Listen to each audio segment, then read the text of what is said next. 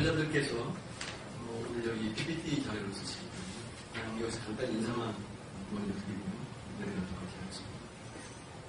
우리 먼저 하시는 첫 번째 발표해 주실 선생님은 여러분 너무나 잘 아셔서 이미 매스컴에서 여러 번 교육도 해주시고 해서 널리 알려주시고 책도 많이 내시면서 여러분 다 잘 알고 계실 걸로 압니다. 하버드에서 박사를 하시고요. 서울대 좀 계시다가 지금 이화여대 계신데 공부만 하게 내버려 두지를 않네요. 지금 국립 생태원 거기 원장을 맡아서 참 지방에서 계신데 저도 금방 알았습니다만 군산은 거의 가까워서 아마 해미 정도나 되나요? 그보다 더 아래가요? 충남 제일 끝이고. 네, 그런 건가요? 아주 먼 데서 이렇게 오셨습니다. 사실 저희가 모시기가 굉장히 어려운 그런 스피커신데요. 시간을 내주신 데 대해서 우선 감사를 드리고 생각 외로 어떻게 객석이 이렇게 많이 비었는지 그 부분에 대해서 사회자로서 소소한 마음도 없지 않습니다. 그다음 두 번에 개수 아마 먼저 발표를 하셔야 될 것 같은데 두 번째는 우리 박민석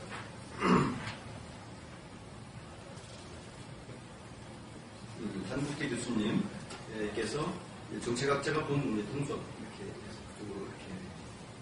해주실 것으로 알고 있습니다. 발표자는 저희가 토론자분 소개는 이따 토론 시간에 다시 해드리도록 하도록 하겠습니다. 부탁드리겠습니다.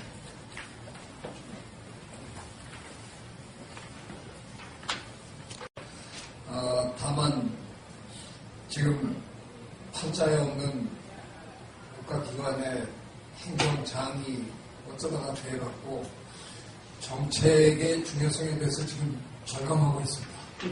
예, 근데 아는 건 너무 없고 참 애매합니다. 그래서 지금 그렇지 않아도 조만간 제가 지금 기관이 정부에서 정규직으로 204명을 받아냈거든요. 그래서 아마 비정규직까지 다 합하면 내년쯤에는 한 500명 규모의 연구기관이 되지 않을까. 근데 처음에 가서는 저는 그냥 조용히 원장 일이나 하고 오면 되지. 그래서 원장 부속실을 만들어야 된다고 환경부 출신 공무원들이 얘기하는데 그런 게 무슨 필요 있어요. 나 혼자 다니면 돼요. 그랬는데 시간이 가면 갈수록 이게 필요하다는 걸 이제 느낍니다. 그래서 지금은 업무 비서도 하나 있고 수행 비서도 하나 있고요. 제가 지금 1차로 저희가 한 100명쯤 뽑았는데 다음 달쯤에 또 한 100명 정도를 또 뽑아야 되는데 제가 기어코 정책 보좌관을 하나 뽑겠다라고 얘기를 해놨습니다. 그래서 좋은 분이 있으면 꼭 좀 소개해 주십시오. 그래서 아마 신생기관이니까 새로운 정책도 만들어야 되고 또 정부에서 예산도 따내야 되고 여러 가지가 할 일이 많은 것 같습니다. 근데 제가 아는 게 너무 없어서 제가 믿고 기댈 수 있는 정책 보좌관을 하나 좀 보내주십사 하는 차원에서 제가 오라 그래서 그냥 왔습니다. 흑심을 가지고 온 거고요. 저한테 홍석 연구의 실제에 대해서 발표를 하라고 처음엔 주셨는데 제 능력 바뀌고요. 그래서 제가 조금 말씀을 드렸더니 편안하게 얘기하라고 해서 저는 오늘 그냥 통섭이 뭔지에 대해서 조금 얘기를 드려야 될 것 같습니다. 왜냐하면 솔직한 제 심정인데요. 저도 이렇게 빠른 속도로 우리 사회에 번져나갈 줄 차마 몰랐습니다. 그래서 저도 당황스럽고요.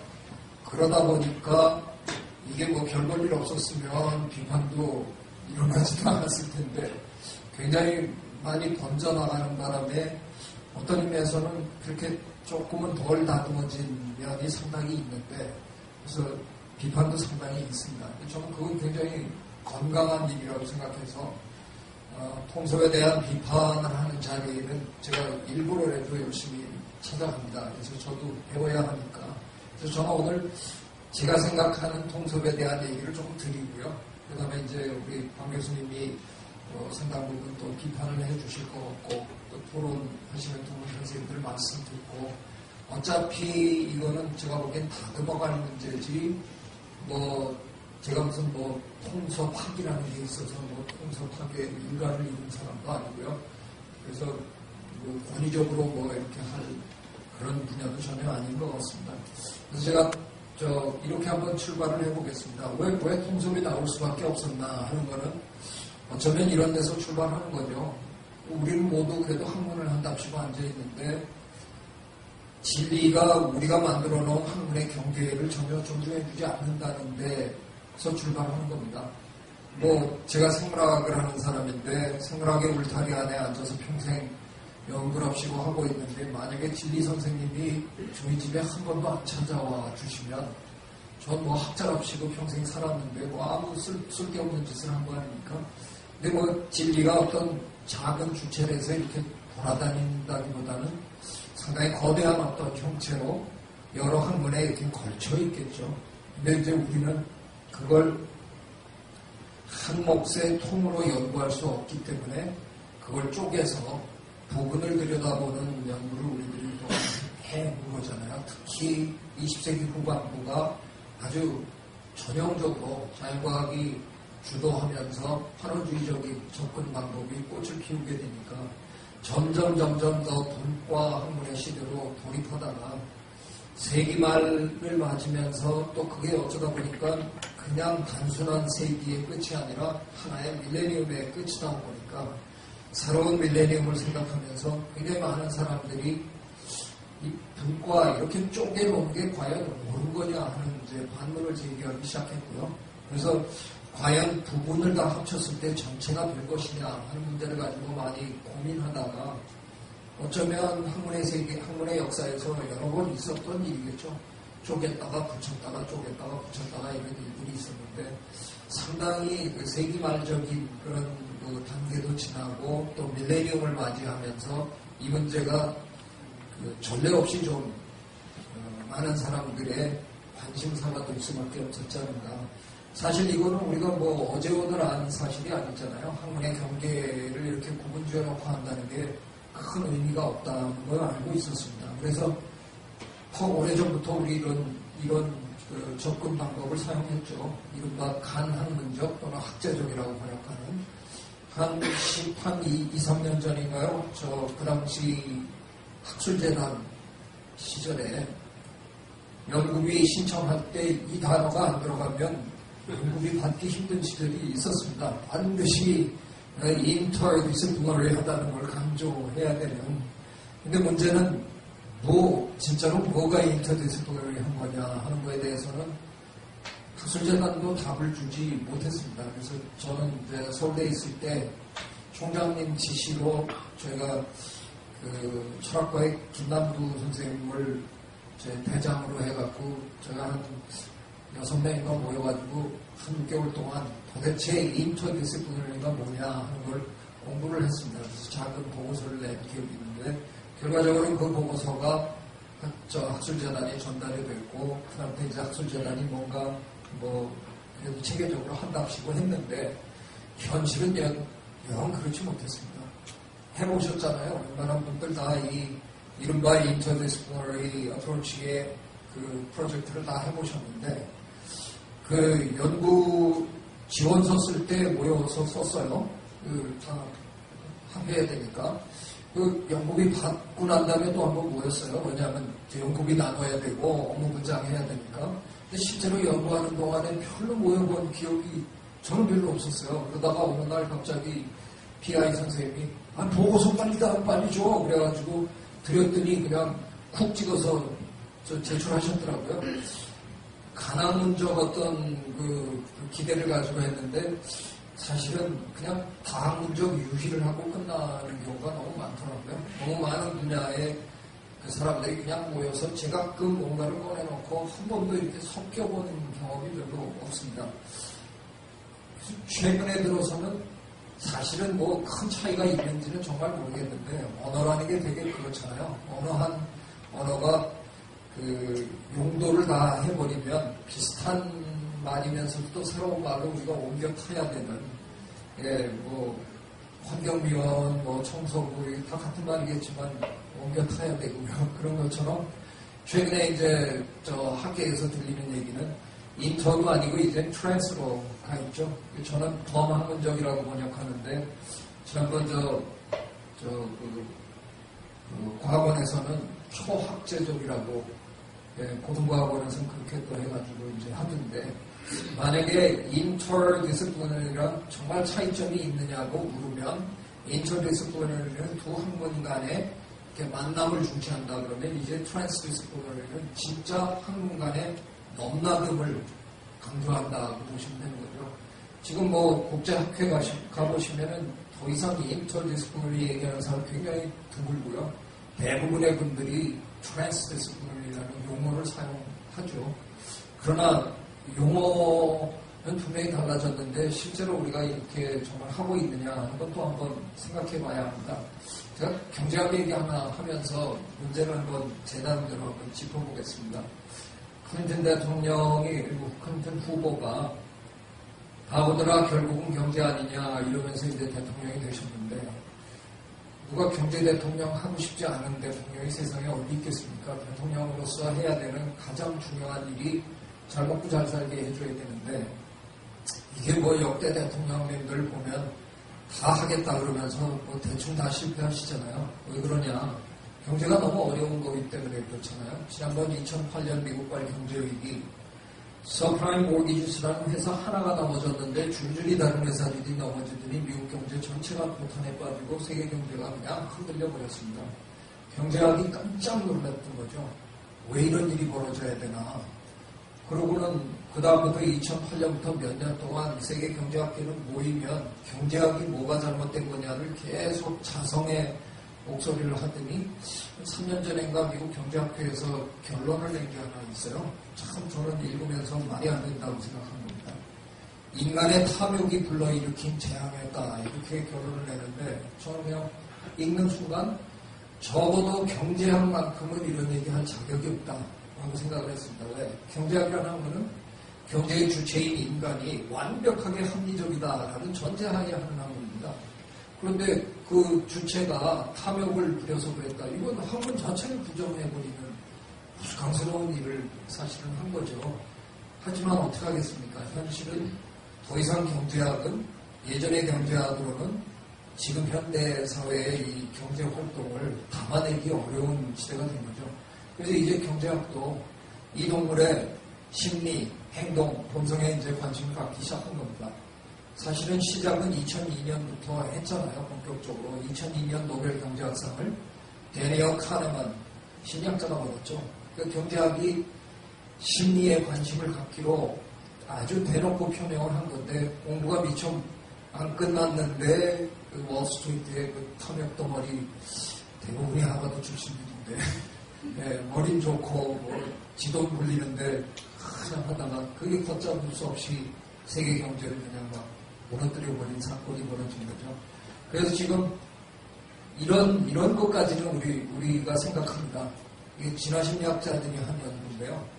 우리나라에는 이제 겨우 파주, 여주에 생겼지만, 미국에 가면 대도시 옆에 큰 쇼핑몰에 남자 100명, 여자 100명을 풀어놓고 숙제를 줍니다. 갭이라는 옷가게에 가서 바지 한 벌을 사와라.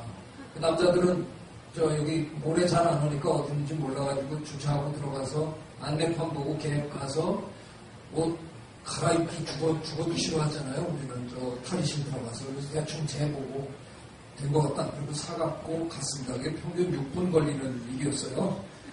똑같은 숙제를 드렸는데 여성들은 3시간 26분이 걸려요. 왜?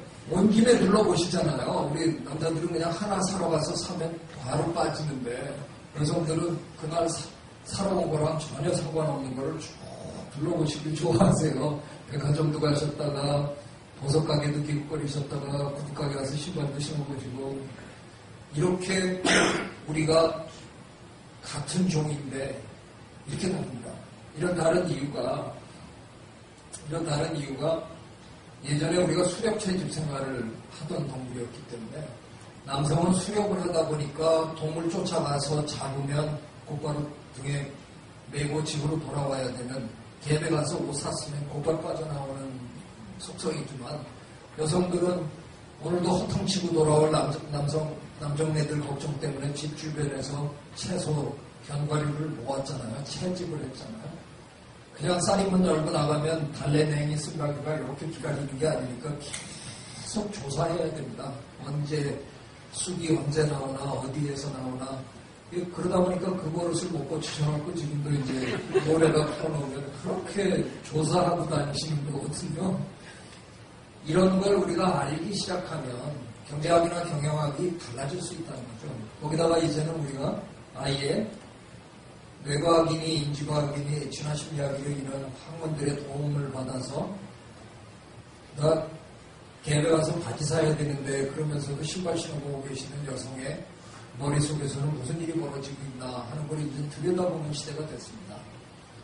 저는 아무리 생각해도 제가 자연과학을 하는 사람이다 보니까 주변에 경제학이나 경영학 하시는 분들을 보면 굉장히 직관적으로 학문을 하신다 하는 느낌을 버릴 수가 없습니다.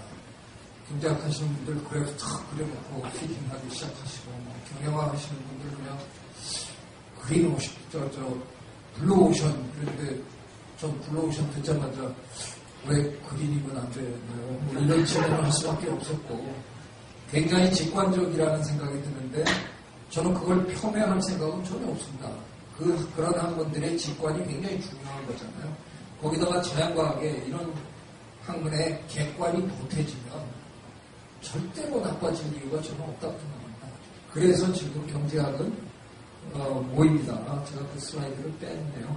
경제학은 이제 드디어 경제의 주체인 인간을 그저 숫자만, 입자로 보고 숫자만 세는 경제학의 시대를 뉴턴 경제학이라고 부르는데 그 시대 이제 끝났다 하는 게 세계 경제학계의 공통된 생각이고요. 이제는 이 주체인 이 동물, 인간이라는 동물이 언제 어디로 튈지 모르는 개성충만한 돌출 행동을 하는 충동 구매를 하고 후회하는 콩나물값 10원 갖고 신대기를 했다가도 집에 와서는 그 회사가 그렇게 사회에 기여를 많이 한다며 그러면서 그 회사 제품이 5,000원이 더 비싸도 사주고 마는 이런 몰지각한 비합리적인 동물들을 데리고 경제학을 하려면 이제 경제학이 다윈 경제학의 시대로 돌입했다는 거죠. 학문이 이렇게 이제는 만나는 시대가 됐다는 겁니다. 저는 와서 강의해라 하는 얘기를 듣고 도대체 정책 연구는 뭐 하는 건가 그래서 좀 들어가서 뒤져도 보고 이렇게 찾아서 일러도 봤고 근데 보니까 정책 연구는 아주 파생적으로 통섭적일 수밖에 없겠더군요. 뭐 정책 연구가 제법 이건 자연 보호 정책이다 그러면 이건 뭐 생물학이니까 생물학만 들여다보고 하시는 게 절대로 아니시잖아요. 이건 뭐 어쩔 수 없이 본질적으로 통섭적으로 할 수밖에 없는 모든 분야가 다 덤벼들지 않으면 할 수 어려운 그런 분야구나 하는 걸 느꼈습니다. 그래서 그런 차원에서 제가 그냥 이들 뭐냐 하는 것만 그냥 간단히 설명드리고 오히려 제가 얘기를 좀 들었으면 한다는 생각입니다. 이 네 분의 공통점을 한번 생각해 보시면요. 굉장히 다양한 분야를 자유롭게 섭렵하시던 그런 분들입니다. 그런데 한 가지 이런 관찰이 가능합니다. 지금 우리 주변에는 이런 분들이 안 계십니다. 이런 분들은 역사책에만 계십니다. 이런 분들은 예전에만 있었고요. 어느 순간부터 이런 분들은 탄생 자체가 불가능하게 된 겁니다. 왜냐하면 이분들이 활동하던 시절에 제가 이거 혹시 시간 있으면 얘기 드리려고 집어넣었는데 언제 TV 드라마 보니까 정조임금님이 저렇게 안경을 끼고 나오시더라고요. 그래서 저는 참 막장 드라마 하길래 정말 별걸 다 한다.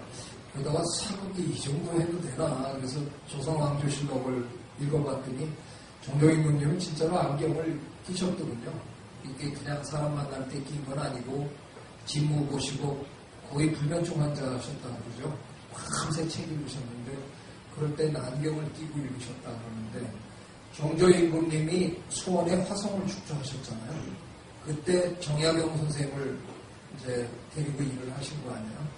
그게 요즘 시쳇말로 하면 정조임금님이 이렇게 얘기하신 거잖아요. 정약용 선생 불러놓고 짐이 신도시를 하나 개발하고 싶다 이렇게 얘기를 하신 거 아니에요. 이를테면. 근데 정약용 선생이 그 순간에 그러면 제가 미국 MIT에 가서 토목공학 박사학위를 하나 하고 오겠나이다. 상관없이 기다려 주십시오. 그리고 다녀오신 거 아니잖아요. 붓으로 글 쓰던 양반이 그 다음날 그냥 현장에 들어가서 세계 건축사에 빛나는 건물을 만들어내신 거예요. 이게 가능한 일이 아닌 거죠. 무거운 거 들어 올려야 된다 그러니까 또 거중기 개발을 해 주셨어요. 기계공학도 그냥 한꺼번에 하시는 거예요. 뭘 한 사람이 문학에, 철학에, 토목공학에, 기계공학이 어떻게 가능합니까? 그때는 가능했습니다. 왜? 정약용 선생님이 활동하던 시절만 해도 우리가 가지고 있던 지식이 별로 대단하지 않았어요. 한 양반이 아무데나 막 하도 되고 막 하면 조금만 하면 바닥이 다 드러났습니다. 그걸 뭐 토목공학도 하고 모두 다 한 겁니다. 하지만 저분들이 제가 네 분 그냥 말씀드리는데 저분들이 다 돌아가시고 난 다음에 우리 지난 2세기 거쳤습니다. 19, 20세기. 뭐 제가 과학을 하는 사람이라서 그냥 질러대겠습니다. 자연과학 덕택에 과학이라는 학문 덕택에 우리 지금 인간이 축적해놓은 지식의 총량은 심팬지가 축적해놓은 지식의 총량이랑 까치가 축적해놓은 지식의 총량이랑은 비교 자체가 불가능한 게 된 거죠. 그러다 보니까 우리는 이제는 한 개인이 여러 분야를 통달한다는 건 그냥 불가능한 일이 됐고요. 그래서 우리 모두 다 좁고 깊게 파고 들어가는 전략을 쓸 수밖에 없는 겁니다. 모두가 전문인이 될 겁니다. 전공 하나씩 하고 사회에 진출을 한 겁니다. 가야금의 명인 황병기 선생님이 최노하는 장한나영한테 신문에서 이런 농담을 하시더라고요. 우리 옛말에 이런 말이 있었는데 들어봤느냐. 우물을 깊이 파려면 넓게 파라 한 말이 있답니다. 요즘은 김장하고 나도 김치냉장고에 대충 집어넣으시니까 안 하지만 예전에 김장독을 땅에 끌어묻었는데 그냥 독 좀 묻어달라 그러니까 바깥 양반이 줄 잡아주고 나와서 독에 지름 딱 재드니까 땅을 정확하게 그만큼만 도려내고 그걸 막 꾸겨 넣고 있다가 그런 분은 여러분 생애에 보신 적이 없으십니다. 독땅 보면 저거 파묻어 IQ가 100 미만이라도 IQ가 2자리라도 독보다 넓게 파기 시작합니다.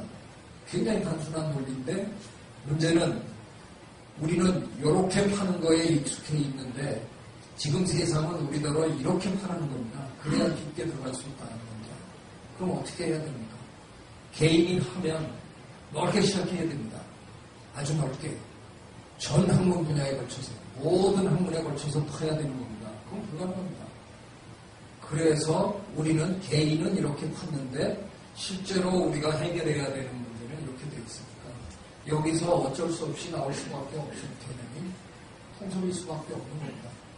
하지만 분명한 것은 예전엔 다산 정약용 선생님이 혼자서 통섭했습니다. 다빈치가 혼자서 예술도 하고 과학도 했습니다.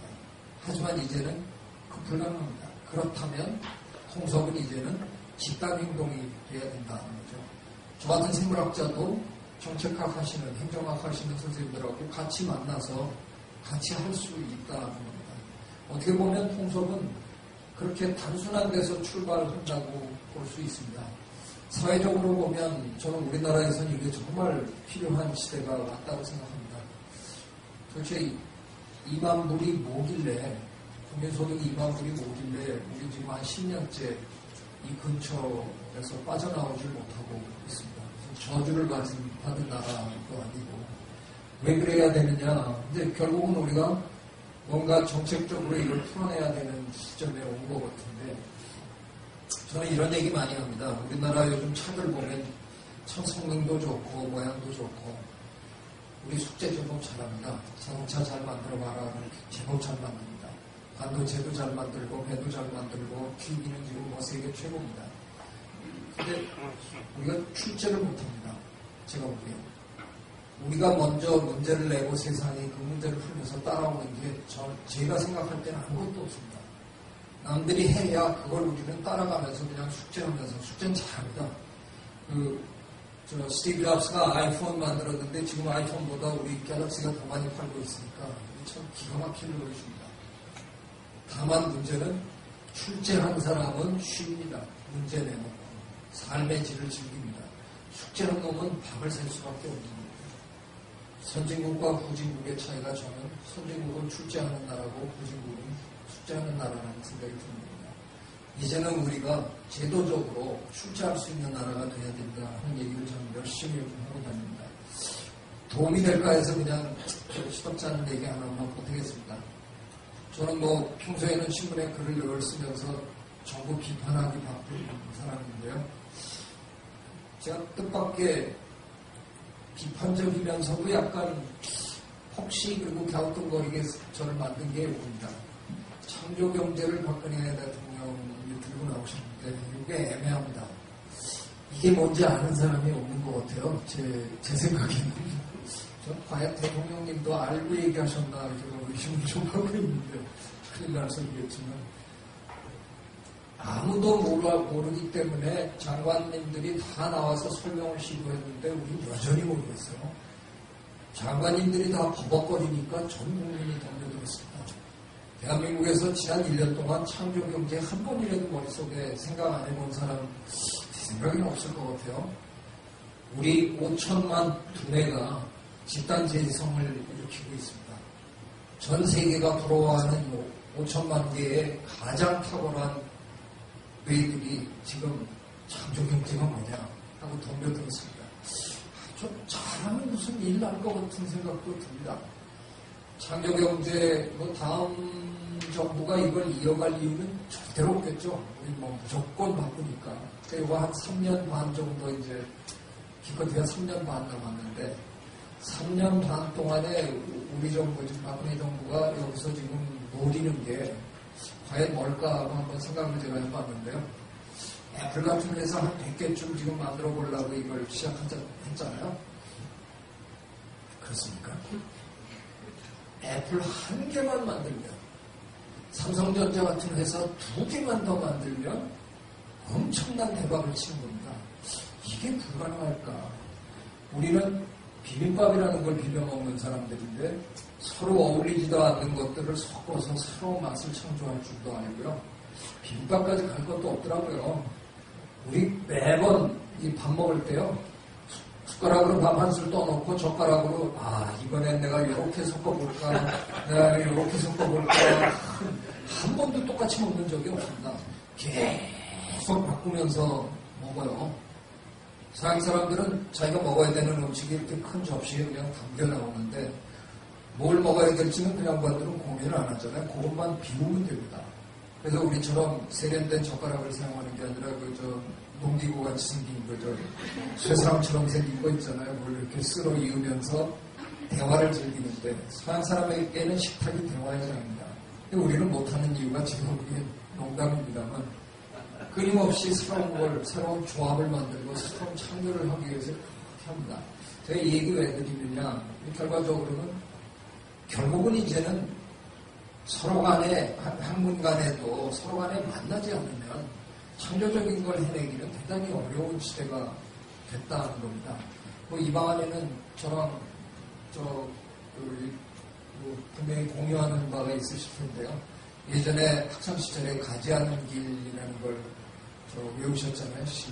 그 시를 쓰신 로버트 프로스트의 멘딩 월이라는 시가 있습니다. 이 담인데요. 이 담이 겨울에 좀 무너진 거를 이웃 양반이랑 같이 수선하면서 쓴 시랍니다. 이런 대목이 나옵니다. 좋은 담이 좋은 이웃을 만든다. 담이 아예 없으면 이건 이웃도 아니고요. 한 집안이 돼버리는데 한 집안이 됐다고 반드시 행복한 게 아닙니다. 정책학하고 생물학하고의 담을 완전히 없애면 그건 죽도 밥도 아닙니다. 정책학 답이 있어야 되고 생물학 답이 있어야 됩니다. 하지만 지금처럼 정책학 하시는 분들하고 생물학 하는 사람들하고 사이에 담이 너무 높으면 이게 소통이 완전히 불가능합니다. 근데 오늘처럼 저 같은 사람 불러주시면 담을 한 요만큼 낮춰주신 거잖아요. 제가 이러고 건너왔습니다. 이 정도로만 건너다닐 수 있게 하자는 게 한마디로 얘기하면 통섭입니다. 통섭이 우리가 요즘 쓰고 있는 통합이나 융합하고 어떻게 다를까? 통합은 좀 물리적이라는 생각이 좀 듭니다. 지난 정권은 사회통합위원회라는 걸 대통령이 만들었고 이번 정권은 또 국민대통합위원회 이렇게 되어 있습니다. 오죽 사회 갈등이 많고 이게 안 되면 그런 거를 대통령위원회로 만들어갖고 해야 되나. 근데 성과는 없습니다. 그 얘기는 뭐냐. 통합이라는 말 자체가 제가 보기에는 저는 사회통합위원회에 불려갔다가 첫날 만 주동아리를 좀 잘못 올려갖고 아주 미움을 샀는데 장명이 마음에 안 듭니다. 그랬다고 통합이라는 단어는 우리말 사전에 보면 공통된 권위에 충성하는 상태라고 되어 있는데 설마 저희들 다 불러놓고 공통된 권위 한 분에게 충성하라는 건 아니겠죠. 그랬다가 아주 혼이 났는데요. 사회융화위원회에 그랬으면 얼마나 좋겠습니까. 그 말을 했다가 혼났는데 통합은 뭔가 물리적으로 막 합쳐는 놨는데 별로 합쳐지지 않는 약간 탑다운 냄새가 나는 그런 개념이고요. 융합은 융자를 한번 우편에 찾아보시면요. 다리가 셋 달린 솥 역자에다가 곤충충구가 하나 붙어 있습니다. 솥에다가 이것저것 넣고 돌목을 끓이면 김이 빠져나오는데 그게 솥뚜껑을 밀고 나오는데 벌레 모양이더라. 그래서 솥뚜껑 옆에다가 벌레 한 마리 붙여놓은 글자거든요. 여러 개를 넣고 부글부글 끓이면 그것들이 형체를 알아볼 수 없을 정도로 하나로 녹아 들어가는 그 과정을 융합이라고 합니다. 우리가 물 한잔 하면서 물이 과학 안에서도 물이 H2O라는 건 다 아시죠? 물 한잔 탁 하면서 수소분자 씹히는만 이렇게 절대 못합니다. 왜? 수소분자 둘과 산소분자 하나가 융합이 되면 완벽하게 다른 물이라는 물질로 재탄생하는 겁니다. 제가 보기엔 그게 융합이고요. 통섭은 그럴 필요는 없습니다. 통섭은 그런 과정까지, 그런 일을 하기 위한 과정이라고 보시면 더 좋을 것 같다는 생각이 듭니다. 융합은 마구잡이로도 할 수 있습니다. 모르겠다. 무조건 합쳐보자. 어쩌다 합치다가 뭐 될 수도 있지 않겠느냐. 그것도 가능한 일입니다. 하지만 통섭적 융합을 추구하면 훨씬 확률적으로 유리할 겁니다. 둘 간에 충분히 서로 알아가는 과정을 겪으면서 융합을 이루면 저는 통섭은 목표는 아니라고 생각합니다. 통섭을 위해서 뭘 할 일은 없습니다. 융합은 목표가 될 수 있습니다. 융합적 기술을 만들어야 제품을 만드니까 IT와 BT가 융합 기술이 돼야 새로운 걸 만들어내니까 이 스티브 잡스가 만든 이게 뭐 전혀 새로운 건 아니었잖아요. 전화기 코드 뽑아서 작게 만들고 여기에 심리학 뭐 여러 가지를 다 융합해갖고 만들어낸 겁니다. 그렇게 하려면 완벽하게 하나의 기술로 만들어져야 가능합니다. 통섭은 그런 거는 아니고 통섭은 서로를 알아가는 과정. 이 통섭이라는 생각입니다.